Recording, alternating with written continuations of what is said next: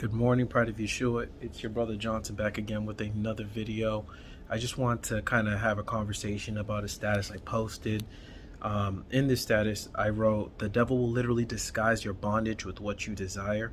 And proof of this comes from 2 Corinthians chapter 11, where it states, and again, we're going to focus more so on verses 13, 14, and 15.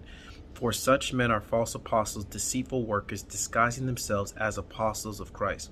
No wonder, for even Satan disguises himself as an angel of light."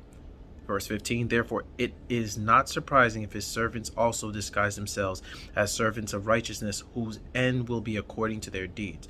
And I feel that with us as brothers and sisters that are living in this world right now, it's very important for us to recognize what bondage looks like, biblically speaking. And a bondage to the world would be something that takes away your focus from Christ. And I say this with our social media. I say this with our significant others. I say this with our best friends. I say this with the music we listen to. I say this with anything that takes and pulls your attention away from God, anything that takes and pulls away from you chasing the fruits of the Spirit, anything that gets in your way of distracting you from letting God be at the throne of your heart.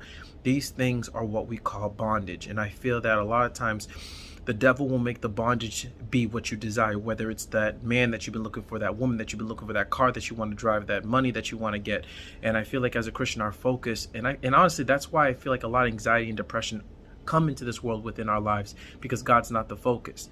And Paul continues and goes explains in 2 Corinthians chapter 11 how he's been through a lot. He's been beaten. He's been mistreated. He's been in situations that would be considered depressing, but at the same time, he held the faith. He had faith in God, and he had God within his throne of his heart. So he was able to exceed expectation, because the world has an expectation, but the expectation that Christ gives us is beyond the world.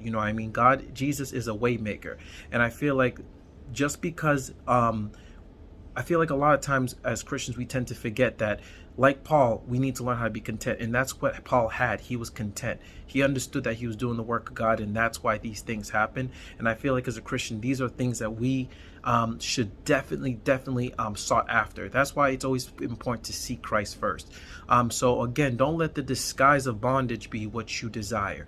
And the only way for you to know that is to read the word. And if you look at Romans chapter 10, verse 17, Romans chapter 10, verse 17 literally explains that faith comes from hearing the word of God. So if you hear and pay attention to the word of God and you grow with the word of God, you'll be able to recognize what bondage is, and you'll be able to avoid it. So God bless, and I wish you the best of your days. And until we meet again, brothers and sisters, take care.